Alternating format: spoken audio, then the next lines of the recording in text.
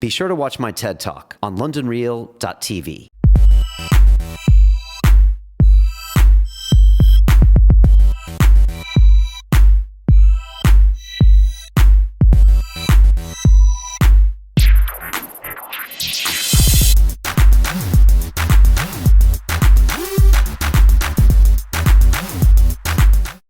This is Silicon Reel, the half hour dedicated to the people of the London technology startup scene. My name is Brian Rose. I also host a show called London Reel, which is a similar trialogue format. It's a little bit longer in length. My co-host today and partner in the whole Silicon Reel venture is Mr. Bryce Keane. He is the founder and director of Albion Drive, and he's also a member and co-founder of the Three Beards. And if you haven't heard of the Three Beards, then I pray for you. Because they are a London phenomenon. They host the Silicon Drinkabout, which is a weekly get-together for anyone who is in the tech community, or if you're like in a zoo and you want to go look at them, because you can go. Anyone can go. There's no sign up. There's nothing like that. You also run monthly events called Don't Pitch Me Bro and quarterly Digital Sizzle. So thanks for being here. Thank you. Thanks for having me. Thanks for being part of this crazy venture. Good to be back. Good to be back in the Yeah, no, it's very good. And our guest today is Mr. John Collison, who is the co-founder of Stripe, a company that makes it easy to start accepting credit cards on the web today. I ripped that straight from your site. No, it's accurate. I mean, that's why we have it on the website. Perfect. You are from Limerick, Ireland. You live in Silicon Valley, which, according to Bryce, is not a place but a marketing concept. So you live in a marketing concept. That's what Bryce said on his London Reel show. I think you've attended Harvard a little bit, and he's also a pilot. John, welcome to Silicon Reel. No, it's good to be here. I think I hit London during its one day of summer, which is a good time to visit. You brought the weather with you now. Yeah, I wish I could say it's been like this all year, but it really hasn't. But, you know, as immigrants to this town, we know not to complain about the weather. Oh, yeah. Well, all three of us. We're better than that. I guess we're all expats. You know, I must say, this rarely happens, but I already have some beef with John, and this is why. You know, he went to Harvard, and I went to MIT down the street, and we're both pilots. But he is what we call a fixed wing pilot, which means he flies airplanes. And I fly helicopters. And the two groups hate each other. They do? They do. All my instructors are always like, yeah, we don't like those fixed wing guys. So, explain why we hate each other, John. So there's this thing where like MIT students always talk about how they like have this whole rivalry with Harvard, and they'll like, you know, like play pranks on the Harvard statue. And then the Harvard students are like, Who? Yeah. And it seemed like the helicopter pilot thing. I'm like, helicopter pilots, I guess. Yeah. No, helicopters are cool. I mean, a little bit dangerous. I go for the safer forms of transportation, but no, fair enough. My instructor was always, you know, they just start a rivalry right away because, and it never made sense to me. He's like, yeah, we can hover. And I'm like, all right, well, you know, okay. that was his big moment. Yeah, he's like, we can hover. I'm trying to picture like a Top Gun moment, but I don't know what the helicopter pilots would look like. Like it's it's really they just weird. sit there hovering. Yeah. They're like, check this out. Lying in wait. Yeah. Elevated. Yeah. I don't know. I don't get it, but I'm glad you put those to waste. Actually, the MIT guys don't really think about the Harvard guys. No, they don't. You're right. Yeah. How long have you been flying helicopters? I started actually in Chicago probably about 10 years ago, and then when I moved to London, I kept it up. But I actually don't have my license yet. But I've got about 60 hours in an R-22, which is a two-man helicopter. It's basically a lawnmower in the sky.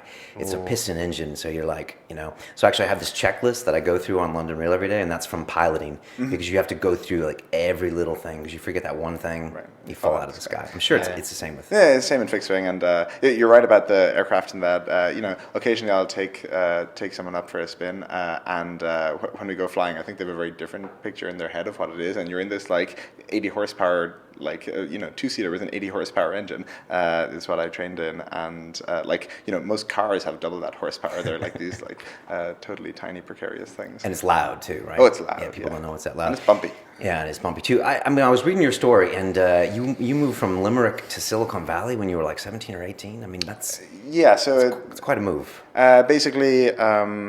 Patrick, my co-founder at Stripe, and we started a company before Stripe called Automatic that did tools for eBay sellers, and then that was acquired in 2008, and then went back to Ireland, then started college, and then during college ended up starting working on Stripe, because you know yourself, when you start working on something, it's not like one day you decide, oh, I'm going to start a company. The whole gestation process is pretty gradual, and so we had been talking about these kind of ideas, and like with Stripe specifically, we'd been talking for a while about when we had been doing Automatic, our last startup, like how miserable it was, like the payments part of it, but also how like the banks who you traditionally had to go through to accept payments online just didn't get it. Like, traditionally to like open a merchant account, if you wanted to swipe payments for your brick and mortar store, you would like be there filling out all this paperwork and sending it off, and a few weeks later you get approved. And then the internet came along, and banks' response to the internet was to put a PDF version of their application form online. And you're like, guys, that's not what the internet is about. And so Patrick and I very much came at Stripe from the angle of engineers and the angle of what if we build a set of APIs for people doing stuff with payments, and we built that set of APIs, and we got one person using this, and then two, and then very, very gradually building it out. And obviously the tricky thing was that we didn't know that much about the financial sector, so we had to learn as we went. It's a crazy place, the financial sector, because all the banks have been there forever, and I think by nature they're trying to protect it. It's the innovator's dilemma. They don't want to kill their own business model. I used to work in the banking industry. It's a very profitable business model, even when times are hard. So it must be tough. Yeah, and you're exactly right. It's the innovator's dilemma. Like if you look at an industry like web hosting. Previously in web hosting, if you were to do anything, you'd have to buy managed, servers and have them in a colo, and you're paying whatever amount per month, and that's before you serve your first web request. And so there was this incentive to keep the status quo around, because it meant that running whatever tiny small traffic website, started at thousands of dollars a month, and so the hugely disruptive thing about AWS or Heroku or all of these is they're charging on a per unit of computing power basis, or per web request basis, and so for all the small users, for all the users who aren't getting that much value out of it, they're not paying very much, and so it's not in the traditional web hosting company's interest for this whole model to promulgate, and that is the classic innovator's dilemma, right? It's acting against your interests by serving this lower end of the market, and so I think it was similar in financial services, where the banks were interested in the kind of large e-commerce companies, and everyone else they didn't really care about, and there was high monthly fees, was all a relationship business where you had your account manager and everything, and the way the web is going, that is just not how payments online should work, and so we took a lot of our cues from other instances like we talk a lot about cloud hosting, because I think it's a good case where you have a very old school way of doing business just completely replaced by a technology platform. When did you first hear about these guys, and what's your read on them? Because you see all sorts of different companies every day, right? Yeah, absolutely. Well, I met John last time he was in London. So Stripe have just set up a European operation for the first time, which is really interesting. So they're obviously branching out here, and John was in town visiting a local team, and got in touch with us and came down to a Drinkabout, and very kindly stood there for a good 4 or 5 hours answering just about everyone's questions, because he's quite well known in the tech scene. Particularly, Why is that? Because I don't think you have many.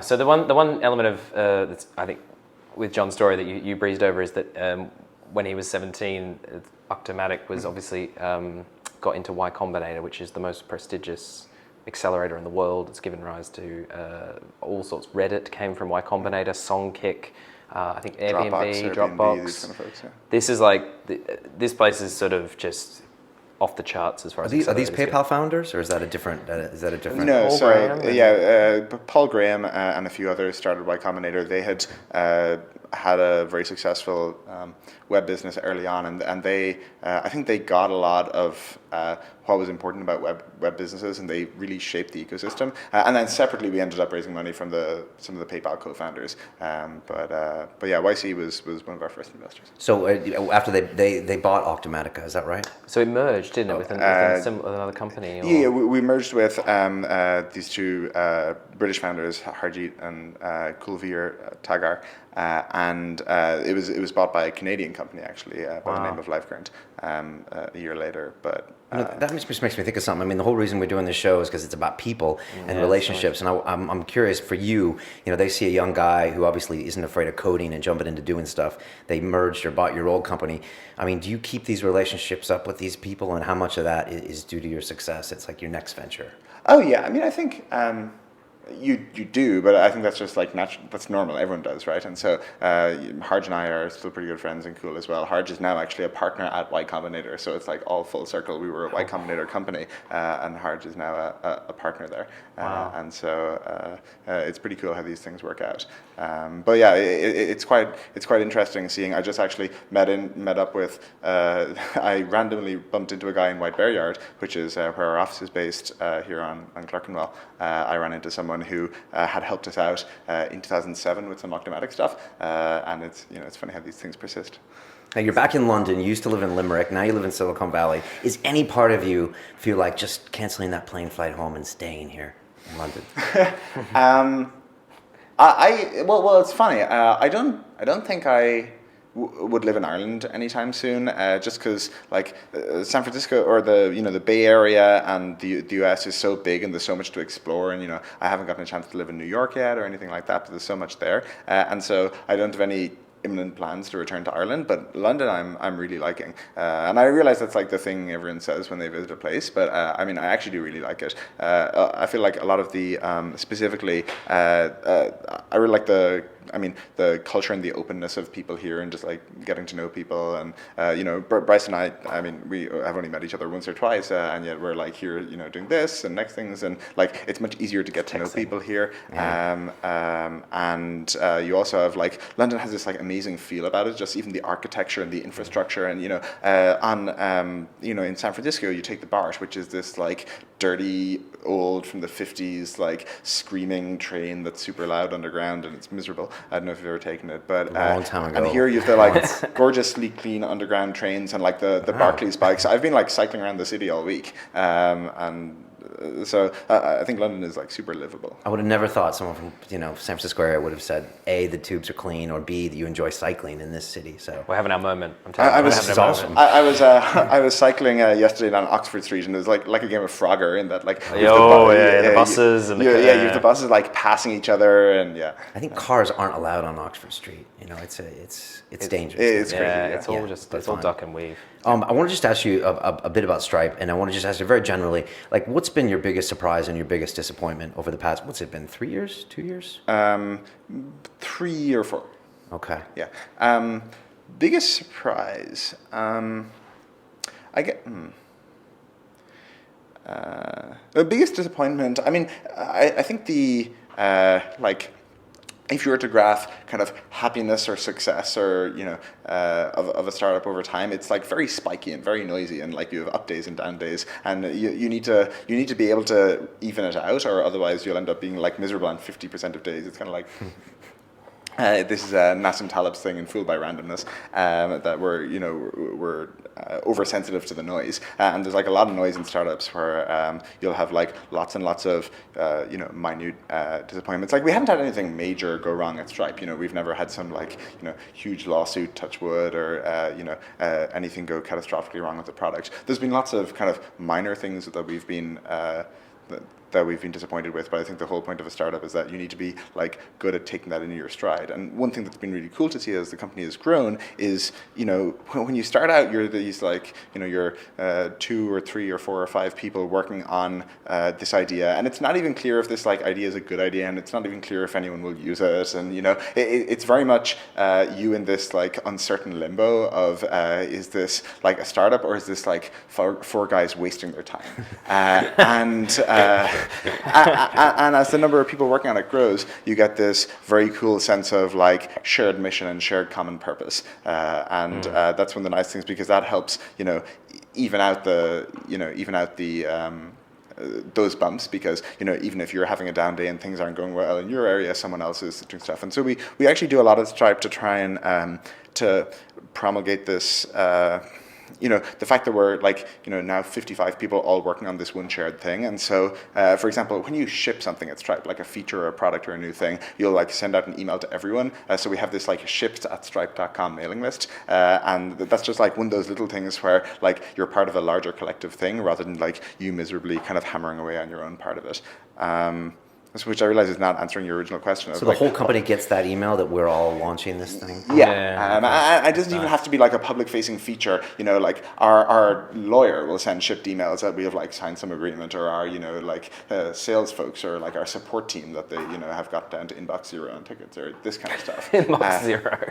That's cool. It's important. I like that. It's just extra communication, ultra communication. Oh yeah, so we do. I could go on for like a whole podcast about communication, because we have a lot of stuff around it. But in general, what we try to do at Stripe is like just like surface as much communication as possible and be as much of a hive mind as possible. And so we like have this whole intricate email list structure where you can share information across groups, and you can be subscribed to.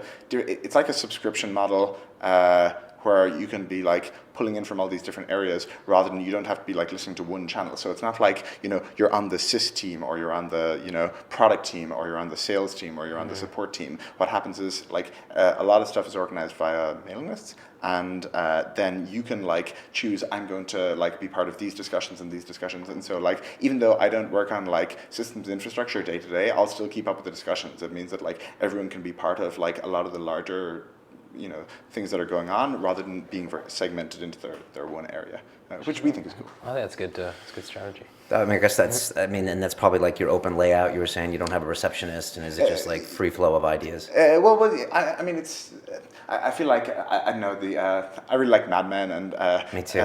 I worry about myself because I like it so much. One of the reasons I really like Mad Men is like Don Draper has this amazing ability to make like completely meaningless things sound really interesting, and like attach a narrative to nothing at all. And so he'll be talking about like in the most recent one, Hershey's, and like what Hershey's means, and Hershey's is happiness. And I feel like sometimes people pitching ideas on collaboration can be a little like that. And you're talking about like free flow of ideas, and like 99% of a startup is not about like free flow of ideas. It's like having a clear idea of what you're doing and like executing on that, and being able to like really get stuff done and get stuff done at a faster pace than everyone else. And so it's a little bit of the everyone sitting around talking about their like free flow of ideas. But at the same time, we do think that one, like sharing information is just like really important, because one thing we try to do at Stripe is like we don't have like all these very different layers of management.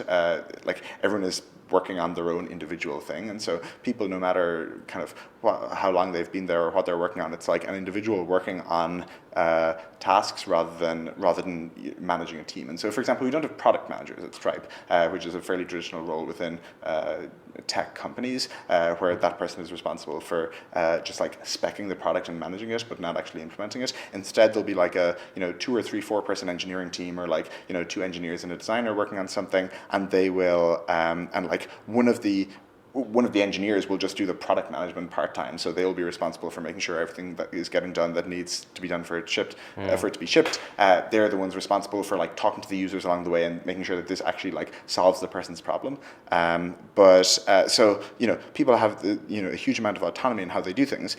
If people are going to have all that autonomy, one of the things you need is like they need to very clearly understand what's going on at the company, and like what our plans are for the next N months, and also what everyone else is working on. So if I'm dependent on if I'm working on this product, and we're also going to need to get the get some deal done and like sign some contract, I need to know like how up to speed the legal team is with this and all this kind of stuff. And so the whole point of the mailing list structures and like the general free flow of information across the company is that people can work much better autonomously if they like can keep as much of the state of the company in their head as possible, rather than all these independent departments who don't really know what the other one is doing. And so, we also have like fairly regular all hands meetings where, there's actually a lot of detail on what each team is doing, even if it mightn't be like directly relevant to what you're doing today. It's pretty important to know the general direction. Okay. I'm going to hit you with a devil's advocate question, and then you need to come up with one too.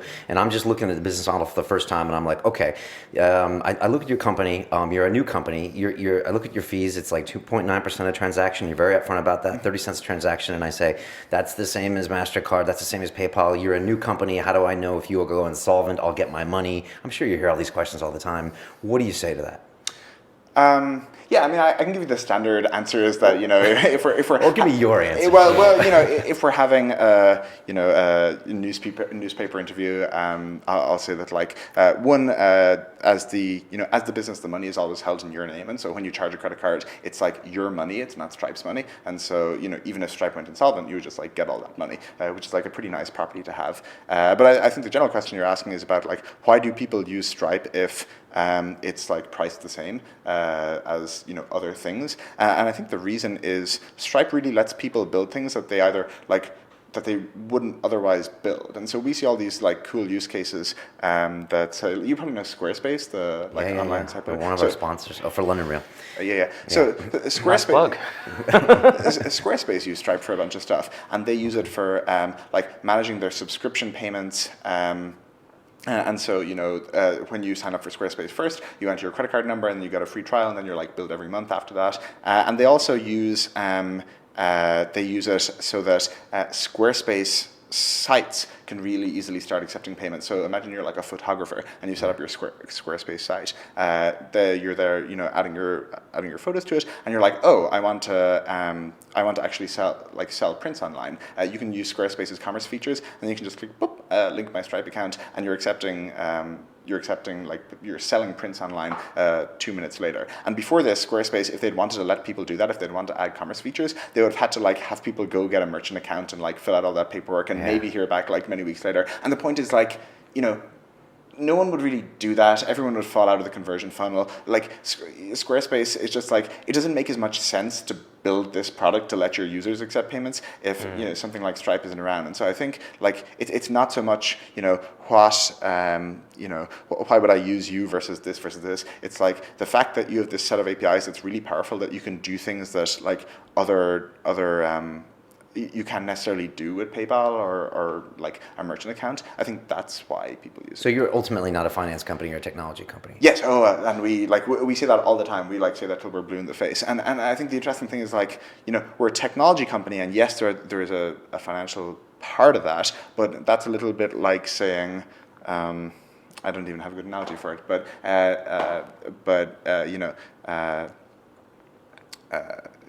Transport for London is a transportation company. They're not, they're not in the business of producing wheels or trains. They're about getting people around, and so that's why they get into all their other things. And similarly, moving money around is part of what we do, but the core of what we do is providing better technology so people can build better apps, build better websites, and we're seeing all sorts of cool stuff being built with Stripe right now. So do you know Lyft and Sidecar, the ride-sharing services? Sidecar. So the ride-sharing services, they're in a lot of places in the US. So Lyft uses Stripe, and what they use it for is it's super cool. It's this app. You take it out of your pocket, you sign up, and you give them a credit card or something like that. Then when you're anywhere in the city, if you're anywhere in San Francisco, you tap a button, and a car comes to pick you up, and they drop you off where you want to go, and the fare is just deducted from your from your card on file. The interesting part about it is these aren't cabs. These are just normal people driving their cars. And so normal people can also sign up for this service. You can become a driver if you want to earn income on the sides. And so the people driving for them are a lot of students, a lot of people working part-time, all this kind of stuff. And so you can imagine if you're Lyft, the real challenge here is not only do you need to charge money, but you also need to you're not the one collecting it. You're not collecting it purely on behalf of yourself. You're paying out all these drivers. And so Lyft used Stripe to say that, okay, we're going to store all these customer payment credentials, and then we're going to when we charge $20, say, okay, whatever, I don't know what the ratios are, but 17 of it goes here to the driver, and we keep 3 of it for ourselves, or something like that. Okay. And so they're doing this kind of complex, multifaceted thing that I don't even know if you can do that with PayPal or a merchant account. It's interesting because we look at it originally as a consumer, but then when you're a vendor, all of a sudden. I was just going to say, Brian, if you start taking donations, you're going to be using Stripe. I know, you're on it's weird Squarespace. because he's Squarespace. Now you can sell your photos, and everyone's like, "What?" Yeah. And now you're the best thing. But you're totally right on the technology company part. The interesting, the amazing thing about the internet is that it's breaking down you just break down all these geographic barriers. Like, we were talking about UFC earlier. If you go on a UFC forum, it'll be, guys from the US and Australia and South Africa and the UK, just like all talking together, and like no regard paid to the geographic boundaries. And that's kind of what we're trying to do with Stripe, but for the internet economy. And that right now the internet economy is like quite fractured. Like, if the US money flows around within the US, and South African money flows around within South Africa, and what we're trying to do is make it easy for like anyone anywhere to just like start participating in the broader web economy and make that like more interlinked and more global. And I know that sounds kind of like very high level, but that's actually a really meaningful thing. And so that's why we're in London. That's why there's like 4 of us based here now, is that London's probably going to be the hub for, as we start expanding into Europe, and again making it so that like if I am just like a developer in Denmark building a service that people really like, that I can start using it. And we see this all the time, where people, it's like people all over the world that form the web community and that form the web we use today. Like Travis CI is like a pretty popular continuous integration tool. There are like some guys based in Germany. If you send out like mailings to your users, you probably use Campaign Monitor, which is based out of Melbourne or Sydney? Sydney, I think. Yeah. And so we want to kind of like have there be more of this, have the web be more global. I mean, London's always been the currency capital of the world. You could say New York is for stock markets, but for currency, it's always London. It's right between Tokyo and New York, and it's a smart place to be. It must be tricky, though, when you're dealing with all these random countries and offshore dollar accounts and all that stuff. I'm guessing it is. But anyway, I wanted to ask Bryce, I'm putting you on the spot. Yep. If you had to ask him a devil's advocate question, what would it be? I don't know. I've more of a devil's advocate question. I've got a different question. Yeah. It's not so much devil's advocate. So I want to know about. So the one thing that you may have glossed over is that Second thing I've glossed over. Second thing you've glossed I do over. You're just glossing over everything. All the glossing. We're having all the glossing. You guys drop all these big names and these big like why Combinator, why and I mean like a lot of people don't know these things, but in your niches everyone knows these things. Well, so one of the things I want to explore, one of the things about John Collison that I find quite fascinating, aside from the fact that he's a dude who comes to drink about and will spend 5 hours talking to people he doesn't know. That's pretty cool. Which is very nice about it, which thank you for that. Is that John's co-founder, Patrick, is in fact his brother, if I'm not mistaken. Mystery, intrigue. So in fact... He was my brother before he was my co-founder. Well, see, timelines. Just discovered. We mucked up the timelines. My documents are out of order. But the reason I find this interesting is, I want to get to like, what was it like growing up in the Collison household? When did you guys learn to code? Because we're talking about Y Combinator at 17 years old with a product that was then acquired. So the two of you together, there's what, 1 year between you or 2 years between you? 2. 2. One of the things we face most often, and the reason I bring this up, and I was quite curious about your sort of childhood and growing up, is always one of the things that we hear a lot is the shortage of developers, developing talent. Now, the two of you together, it's rare enough to find one person in a family who's a wonderful coder. Having 2 that are brothers and also co-founders is I find really interesting, not only because it's a local European thing, but of course the age you started and the business and then off. And yeah, I mean, I think the thing about... So Patrick learned to code when he was, I think, 9, or started coding when he was 9. I think learn to code has this, like, air of completeness and finality about it that is, like, completely inaccurate. I learned to code and then I was done with learning to code and I knew all the code and it was great at 9. And 10, I moved on to philosophy. But so he started coding when he was 9. I was a bit later. I was, 14. And, it was like both of us in the early days messing around with websites. Actually, we just...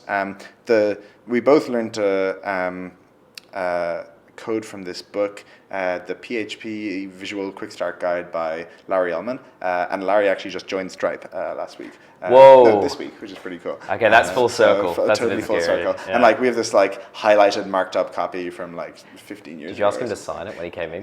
Well, we met him for the first time about half a year ago, and I'm not sure if he signed up, but we got a photo, which was good.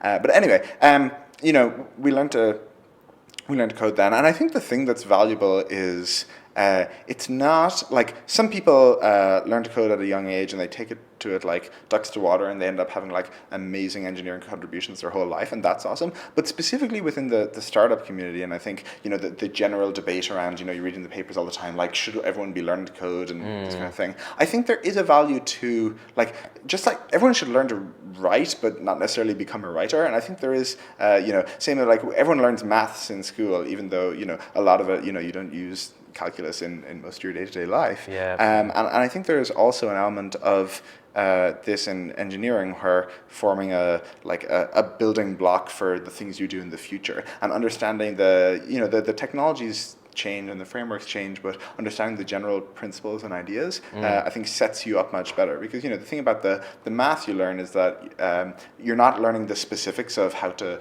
do, I don't know, did you do trading or whatever when you were in finance, or you're not, if you become an accountant, you're not learning accounting, but it gives you all the building blocks for that. And I think learning some kind of building blocks such that later down the road, if you end up doing stuff, really helps you. And the second thing that I think is valuable about knowing how to code is for startups, it gives you this self-reliance. If you want to start, an online publication, you probably start off by writing the pieces yourself. And even if you're not the best writer, you kind of get the idea and you hire one or two writers, and then it really gets under its own steam. And with Stripe, it's kind of the same thing, where Patrick and I don't write much code day to day anymore, but you get that first version of the product that people start using, and it's hard to bootstrap that, right? And I know people who've done it, and it's really impressive when people build a technical product or any kind of product without knowing to code themselves.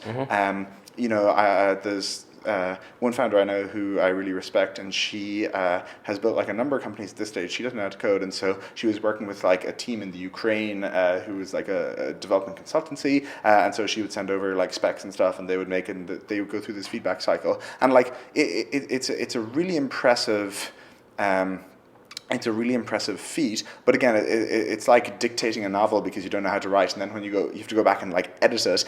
You have to read that back to me, and then it's this it's so much clunkier. And so I think if you're going to be starting a business online or starting a startup, being able to code and being able to dive in and poke at the things yourself is the most important thing, maybe in the very, very early stages. Then when something later, it becomes more of a company, and there's so many other factors at play. But if you're just starting a startup day one, it's super valuable to be able to at some level, there will be code involved, and so you're either writing the code, or you're having someone else write the code, and that gets compiled to code. But it means you can speak at the appropriate layer. Or you're hostage to someone writing the code, right? Or you're spending your days searching for a technical co-founder, right? As we see a lot of. But you pretty much said the same thing when we had your show. And then you surprised me at the end. You said, "What's the one thing?" And you were like, "Let's learn how to code early." Well, what do you think of... And I guess my point is that you don't actually have to become the world's best engineer. I don't actually know that much. I've never done any formal CS, and I'm not that great an engineer. But I think having some minimum level is the really important thing. And so I guess that was my point in the comparison to the education. I don't think I think everyone should study CS as people study CS in college today. I think it's kind of useful to have. Right. My next question was going to be who's better, you or Patrick? But is it competitive? Patrick. At engineering. At engineering. At everything else. Everything else is you, and he does the engineering. Okay, got it. Now I know how it fits together. I'm moving us along. I'm just going to ask you another couple random questions, and we're going to wrap this up. If you sold Stripe right now for some ungodly amount of money, and you had to sign a non-compete, you can't compete in the industry, and you got to take 6 months off, and then we're going to give you 20 million pounds to go do something else, what would you do? Interesting.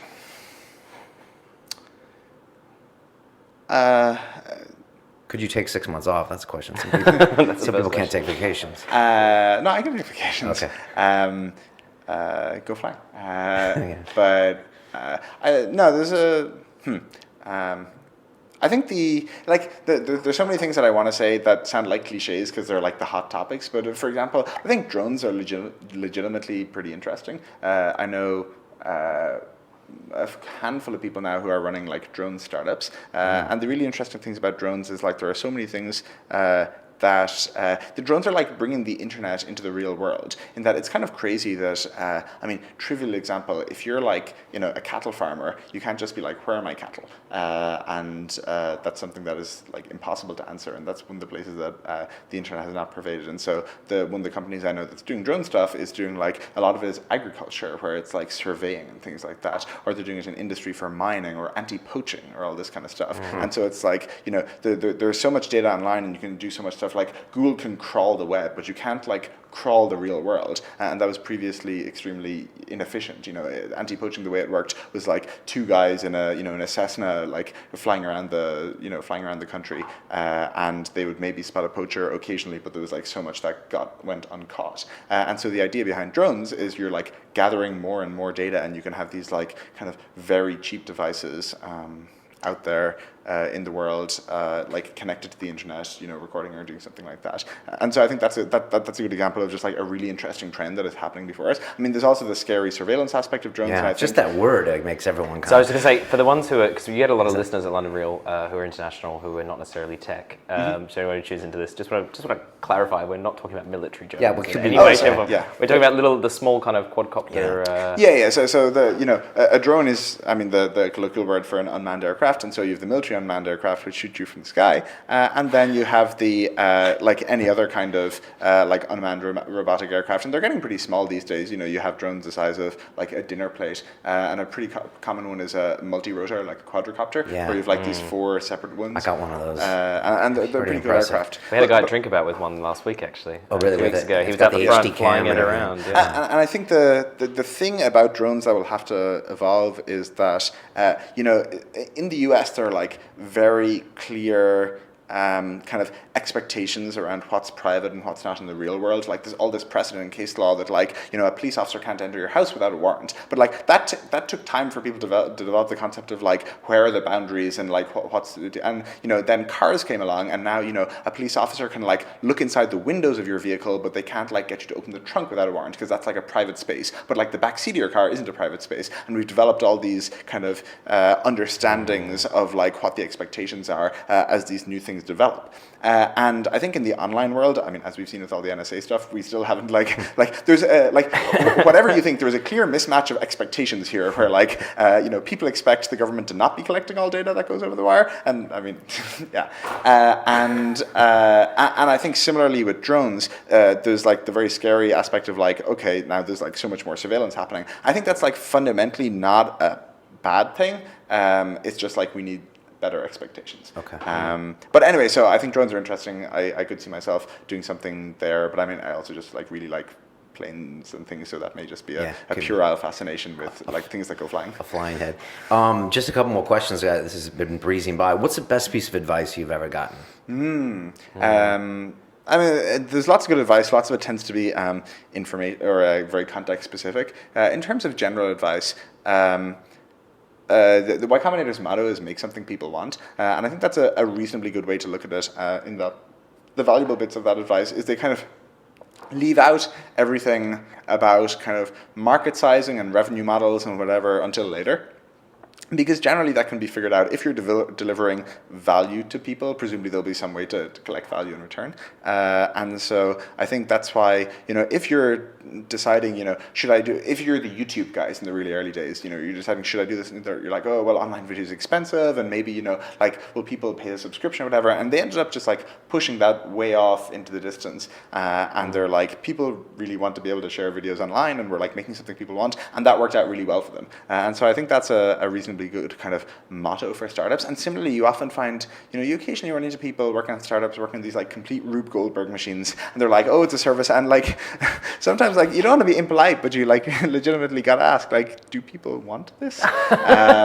And so do people want this? And so I think if you're to have one like completely general piece of advice, I think that's a decent one. There's been lots of Stripe specific advice, but I'm not sure how relevant that would be. That's a good one. I like that. Do people want this? Yeah, well, is it make something people want? Yeah, that's the motto. Wow. We gotta get Y Combinator on here one day. Yeah, those guys. What's next for you? I mean, what's this year looking like? 6 months, 12 months, or like what are the big hurdles or the things you're looking most forward to? Right. So I think we believe a lot in the core idea of Stripe. As we've talked about it, of anyone anywhere being able to start accepting payments for what they're creating online. And so unfortunately that's good in that it's a very broad statement, it's clearly a large market, and I think it's clearly a thing worthwhile working on. The bad thing about it is like it's a very broad statement, and so there's just like a lot to do. And so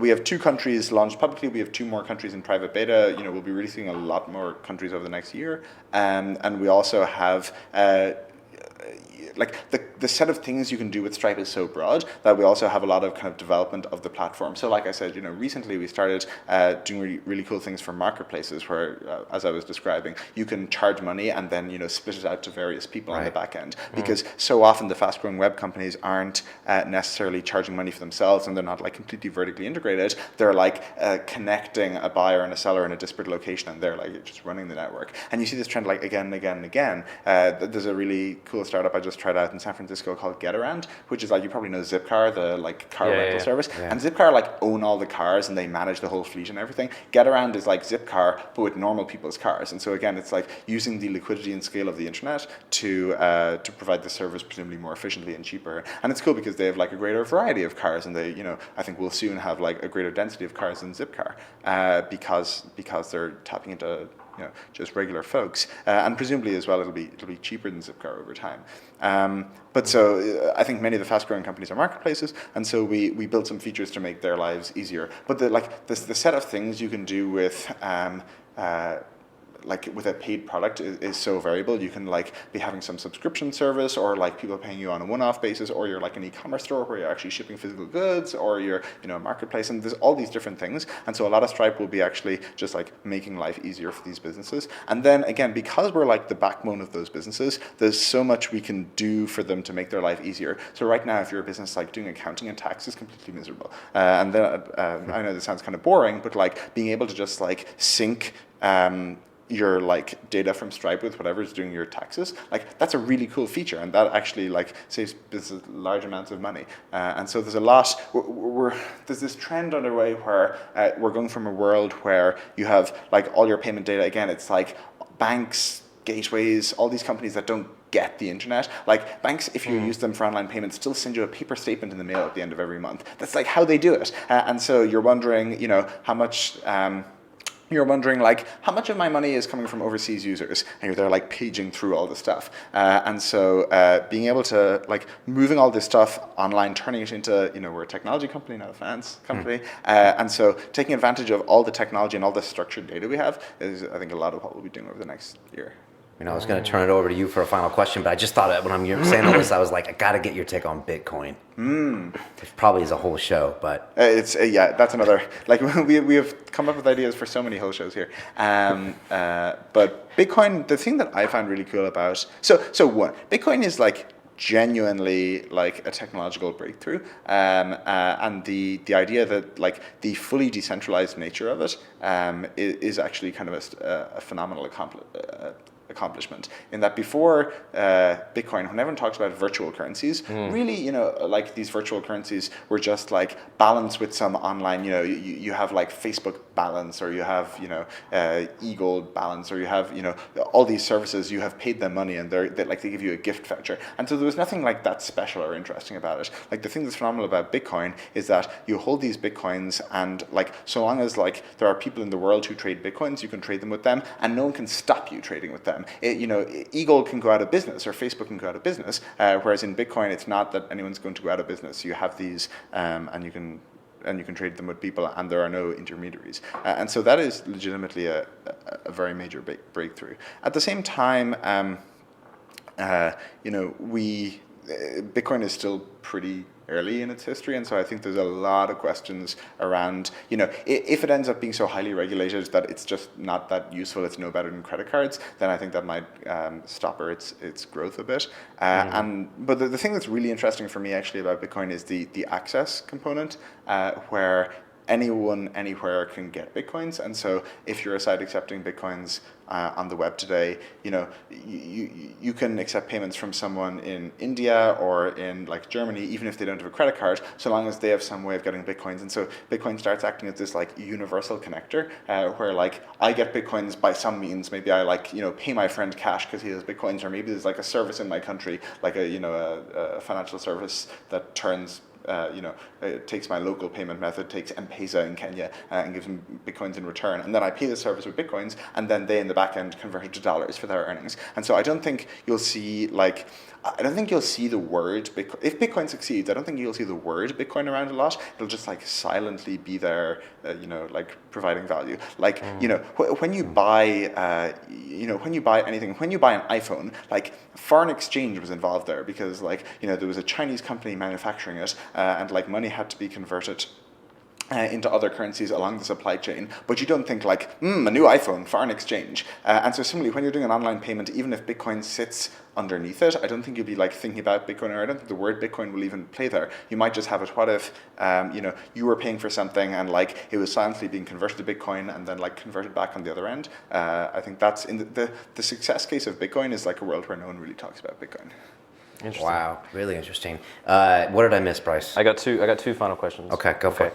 Number one, who's your favorite startup right now? One fintech and one non-fintech, just for fun. So is that one question or two questions? That's one. Okay. Okay.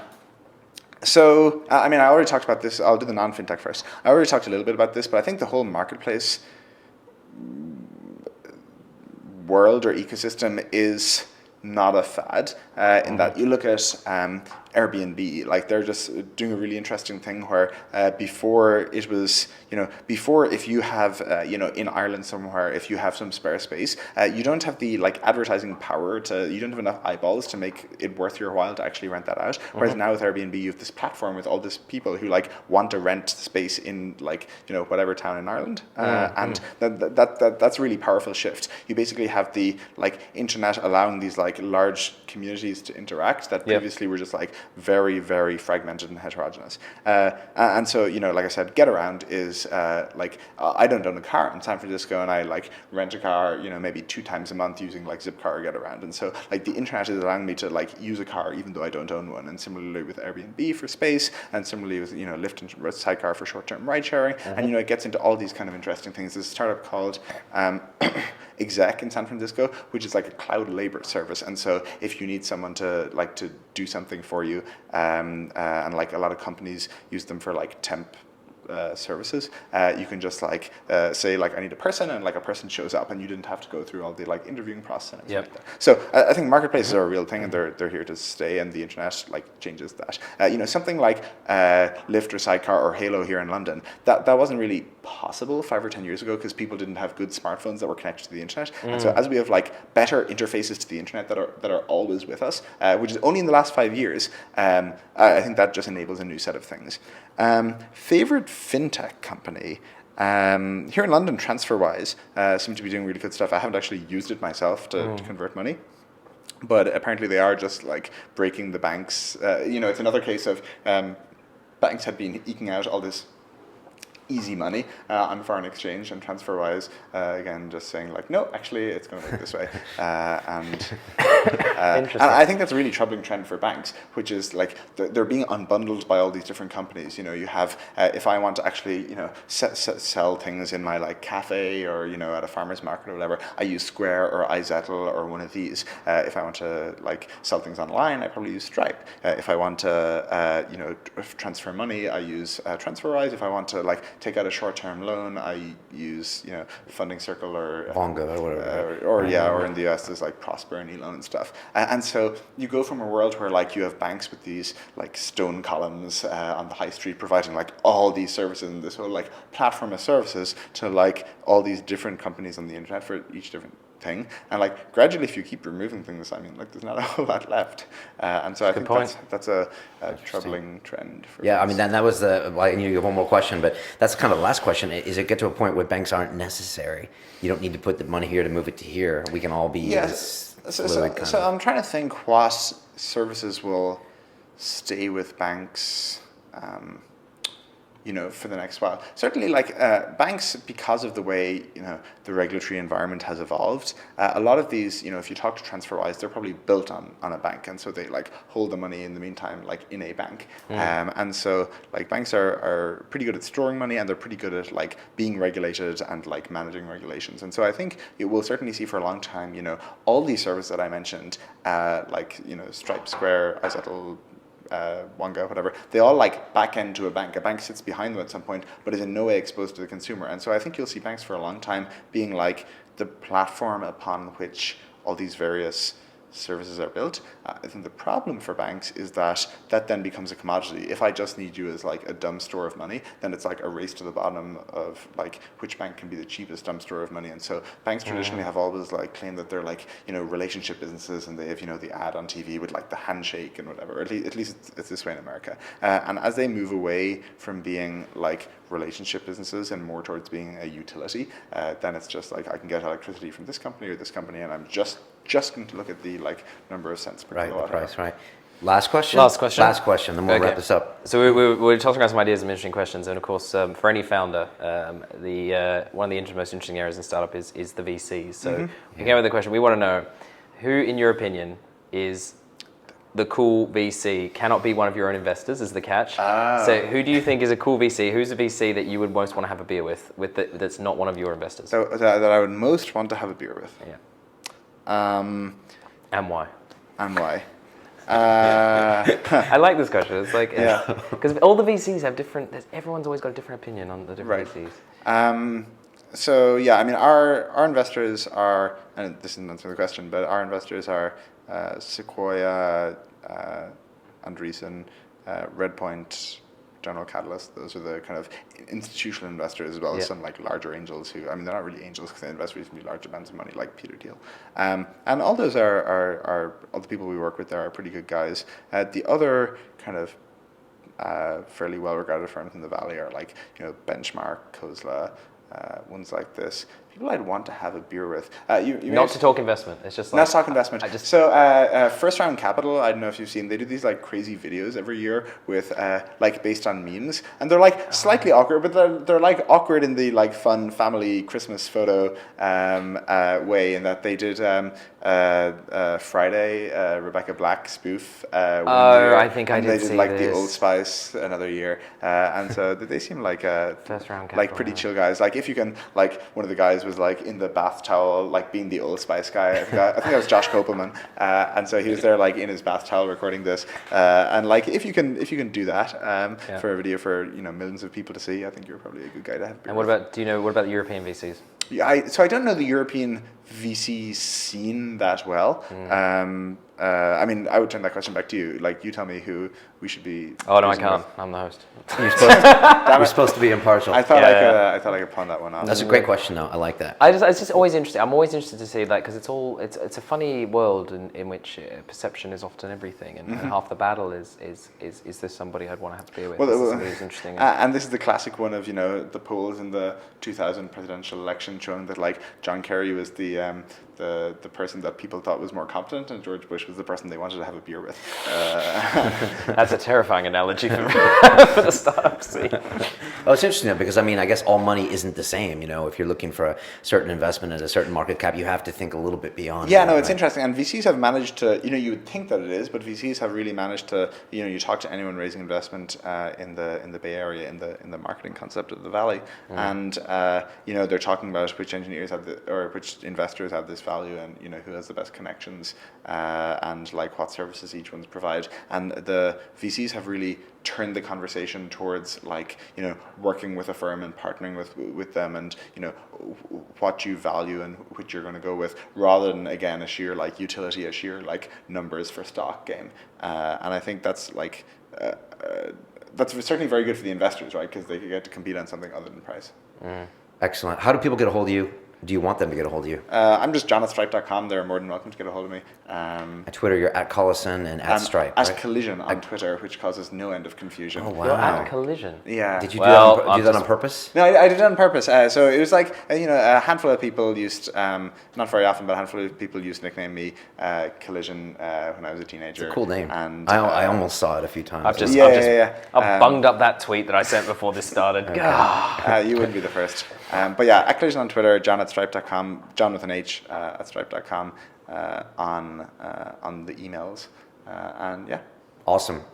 Thanks so much for coming. When I told a bunch of people today I was going to have John on, I was like, yeah, he was 17 and he sold his first company and now he's 23 and doing this. And some people get that look in their eyes. They're like, oh, what am I doing with my life? And they're like, I already don't like him a little bit. But I had the complete opposite reaction. I read like John's bio and I'm like, God damn, I want to talk to this kid because I love kids, young men. I just love seeing young men doing things that I might not have been doing at that age. And so really excited to hear your story, man, really. No, thanks for having me on. This was a fun chat. And Bryce made it happen. The man behind the scenes. Oh, you shush, Brian. Cool. Well, this is the first time you'll see Bryce. You're going to see him hopefully once every 2 weeks, or who knows when. Subbing in for Colin as we continue this crazy journey, which is Silicon Real. Silicon Real. Did I miss anything? I think we're good. I think that's a wrap. Cool. If you want to listen only, we're on iTunes. You can check us out on Twitter at Silicon Real, and we'll be doing this every week. Somebody from the technology startup community, either here in London or coming through London, like in John's case. So that's it. It's about the people. There you go. Sweet. All right, guys. Thanks Take very care. much. Welcome to London. And it's so great you're doing it. It's needed, and I want to help you get as many people in this seat and telling these stories, because life is a series of fascinating tales, and that's all it is. Yeah, and I just want to emphasize that this Silicon Real project that Colin had the idea, and that I'm going to help to do. It's really all.